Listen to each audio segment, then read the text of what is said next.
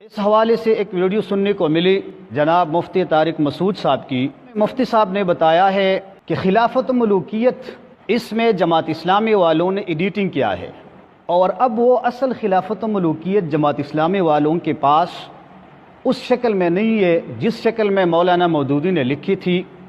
جماعت اسلامی کے بعضی پروفیسر حضرات نے اس میں ایڈیٹنگ کیا ہے، اب نئی اور پرانی خلافت و ملوکیت میں بہت فرق ہے۔ دوسری بات اس کے ویڈیو میں یہ سامنے آتی ہے کہ خلافت و ملوکیت میں جن مواد اور حوالہ جات کا سہارا لیا گیا ہے یہ منگڑوت اور کمزور روایات ہے، اور اس سے آگے مفتی صاحب فرماتے ہیں کہ اگر اس طرح کی باتیں ہمارے بزرگوں کی کتابوں میں بھی پائے جائے تو ہم ان کو مٹھاتے نہیں، ہم ان میں ایڈیٹنگ نہیں کرتے، بلکہ ہم ان پہ حاشیہ لکھتے ہیں، اور بہشت زیور کا ایک حوالہ بھی دیا ہے۔ تو اس حوالے سے چند گزارشات عرض کرنا چاہتے ہیں۔ پھر یہ تعریف کرتے ہیں مولانا مودودی کی کتاب خلافت و ملوکیت کہ انہوں نے بڑی شاندار کتاب لکھی تھی، اس سے پہلے ایسی کتاب لکھی نہیں گئی۔ مولانا مودودی میرے لیے قابل احترام ہے، ان کی جو پازیٹیو کام ہے ان کی میں قدر کرتا ہوں، لیکن خلافت و ملوکیت جو کتاب لکھی گئی تھی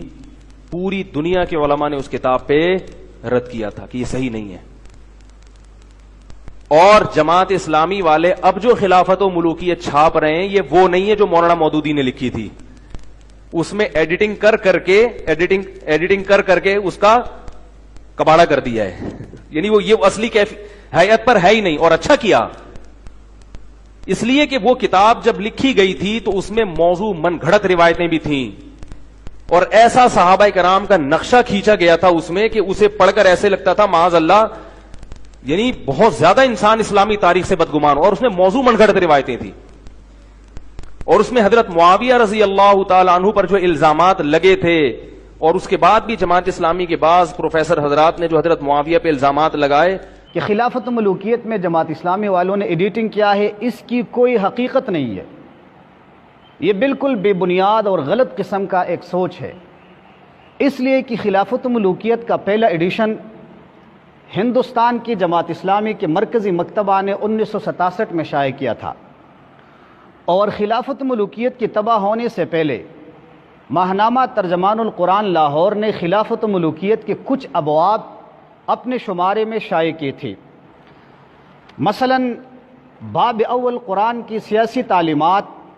نومبر 1964 میں، باب دوم اسلام کی اصول حکمرانی اپریل 1965 میں، باب سوم خلافت راشدہ کے خصوصیات مئی 1965 میں، باب چارم خلافت راشدہ سے ملوکیت تک جون جولائی 1965 میں، باب پنجم خلافت و ملوکیت کا فرق اگست ستمبر 1965 میں۔ یہ سب تفصیلات اور یہ سب ریکارڈ ترجمان القرآن کی یہ سب شمارے اب ریکارڈ پہ موجود ہے، کسی بھی وقت جو بھی خلافت و ملوکیت پہ اس حوالے سے سوالات اور اعتراضات اٹھاتے ہیں وہ دیکھ سکتے ہیں۔ جہاں تک دوسری بات کا تعلق ہے کہ خلافت و ملوکیت میں بہت کمزور اور منگڑت حوالہ جات اور روایت کا سہارا لیا گیا ہے، تو اس بات کی وضاحت مولانا نے میں خود کی ہے صفحہ نمبر 308 پہ۔ مولانا فرماتے ہیں کہ میری ماخذ جس سے میں نے حوالہ جات اور روایات نقل کی ہیں وہ دو قسم کی ہیں، ایک وہ ہے جس سے میں نے کہیں کہیں ضمناً کوئی واقعہ لیا ہے، جیسے ابن ابی الحدید، ابن قتیبہ اور المسعودی۔ دوسری وہ جن کی روایات پر میں نے اپنی بحث کا زیادہ تر مدار رکھا ہے اور یہ میرے لیے اصل سورسز ہے، یعنی محمد ابن سعد، ابن عبد البر، ابن الاسیر، ابن جریر طبری اور ابن کثیر۔ ابن الاسیر اسد الغابہ تاریخ اسلام کی مستند تاریخیں ہیں، اگر یہ تاریخیں ناقابل اعتماد ہے تو آج تک امت کے کسی عالم نے بھی ان کو ناقابل اعتماد نہیں کہا، اور آپ کہتے ہیں اگر یہ ناقابل اعتماد تو ان کے حوالے سے آپ خود فیصلہ اور فتویٰ جاری کریں تاکہ لوگ ان کے مطالعہ سے، ان سے حوالہ جات لینے سے اور ان کے سہارا لینے سے باز آ جائے۔ اور دوسری بات یہ ہے کہ جس طرح آپ نے یہ اعتراض اٹھایا ہے کہ خلافت ملوکیت میں منگڑت اور کمزور روایات ہے، آپ سے پہلے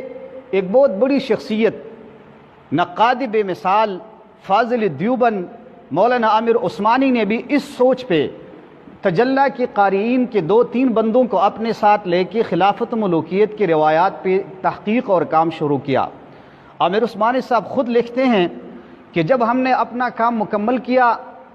تو ہم اس نتیجے پر پہنچے کہ ہمارا فکر مولانا مودودی کے حوالے سے جو ہمارا فکر تھا وہ ہمارے کم علمی کا ثمرہ ہے،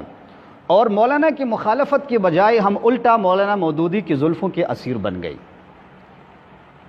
ایک بات یہ بھی ہے کہ اگر اس طرح کی باتیں ہمارے بزرگوں کی کتابوں میں پائے جائے تو ہم ان کو مٹاتے نہیں، ان میں ایڈیٹنگ نہیں کرتے، بلکہ ہم ان پہ حاشیہ لکھتے ہیں۔ تو اس حوالے سے جس مصنف نے بھی تاریخ اسلام دور صحابہ کو چھیڑا ہے اور اس کے ذکر کیا ہے تو ضرور بالضرور اس پہ آپ حاشیہ نہیں، مفتی صاحب شاید آپ شروحات لکھیں گے۔ مثال کے طور پہ آپ دیکھیں محمد ابن سعد کی طبقات، حافظ ابن تیمیہ کی کتاب منہاج السنہ، شاہ ولی اللہ رحمہ اللہ کی کتاب ازالۃ الخفا، اور آئے دیکھیں اس کتاب کو جس کو ہم مدارس میں پڑھاتے ہیں اور مدارس میں پڑھائے جاتے ہیں، ہدایہ جلد سوم کتاب البیوع، کتاب ادب القاضی، جس میں وہ لکھتے ہیں وَيَجُوزُ تَقَلُّدُ سُلطان الجائر كَمَا يَجُوزُ تَقَلُّدُ سُلطان، جملہ کے شرح کرتے ہوئے ہدایہ کے شارح ابن حمام حنفی لکھتے ہیں کہ ھذا تصریح بجور معاویہ، یہ معاویہ کے جور پر تصریح ہے۔ اسی طرح آپ دیکھ لیں امام اہل سنت مولانا عبدالشکور لکھنوی کی کتاب خلفائے راشدین، اور مولانا سید مناظر احسن گیلانی کی کتاب تدوین حدیث،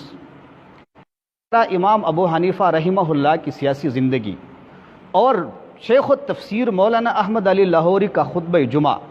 جسے خدام القرآن لاہور نے 19 جولائی 1957 کو شائع کیا تھا، اور اس میں اس نے شہادت عثمان کے اسباب پہ گفتگو فرمائی تھی، اس کو بھی آپ دیکھ لیں۔ جب ان سب کتابوں کا مطالعہ کریں گے تو آپ حاشیے نہیں، شاید آپ شروحات لکھنے پہ مجبور ہو جائے۔ اور جو شخصیت آپ نے اس کا تذکرہ کیا ہے،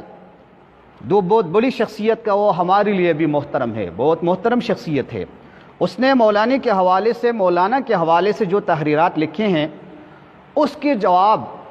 اور اس کی وضاحت میں جسٹس ملک غلام علی نے جو کتاب لکھی ہے، آپ اس کو بھی اپنے قارئین کو یہ بتائے کہ ضرور پڑھ لے،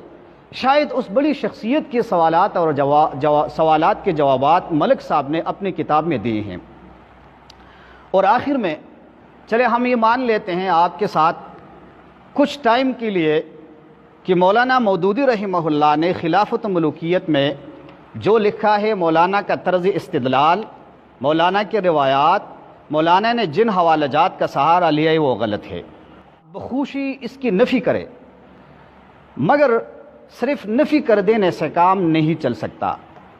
ان کو مثبت طریقے سے صاف یہ بتانا چاہیے کہ قرآن و سنت کی روح سے اسلامی ریاست کی قواعد اور اصول، اسلام کی اصول حکمرانی فی الواقع کیا ہے، خلافت راشدہ کی وہ اصل خصوصیات کیا ہے جن کی بنا پر وہ خلافت علی منہاج نبوت قرار دی جاتی ہے۔ اسی طرح اس خلافت کے بعد مسلمانوں میں ملوکیت آئی یا نہیں۔ دعویٰ یہ ہے کہ ملوکیت نہیں آئی تو کیا بعد کی حکومتوں میں خلافت علی منہاج نبوت کی خصوصیات موجود تھی؟ اگر آپ مانتے ہیں کہ ملوکیت آ گئی تو وہ کن اسباب سے کس طرح آئی، اور کس مرحلے پر آپ یہ کہیں گے کہ خلافت کی جگہ ملوکیت نے لے لی؟ خلافت اور ملوکیت میں وجوہ امتیاز کیا ہے، اور ایک کی جگہ دوسری کے آنے سے فی الواقع فرق کیا واقع ہوا؟ یہ وہ سوالات ہیں جن پہ غور و فکر کرنے سے آپ ان ہزاروں لاکھوں آدمیوں کو دماغ بند نہیں کر سکتے جو آج تاریخ اسلام اور علم سیاست کی اسلامی شعبے کا مطالعہ کر رہے ہیں۔ ان کا جواب اگر مولانا نے غلط دیا ہے تو آپ صحیح دے دیں، اور یہ فیصلہ عام اہل علم خود کر لیں گے کہ دونوں جوابوں میں سے کون سا جواب معقول اور مدلل ہے، خود قوم یہ فیصلہ کر لیں۔